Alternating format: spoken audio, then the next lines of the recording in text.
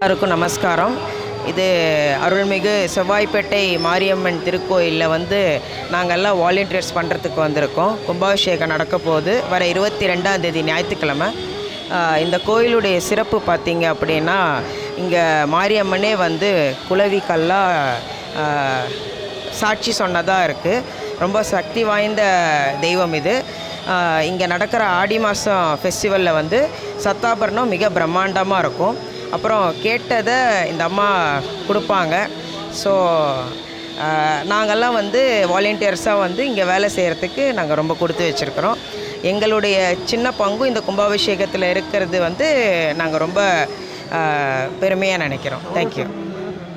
சௌராஷ்டிரா சமூகம் சார்பாக நாங்கள்லாம் வந்திருக்கிறோம். எங்களுக்கு வாய்ப்பளித்த எல்லாருக்கும் நன்றி. தேங்க்யூ.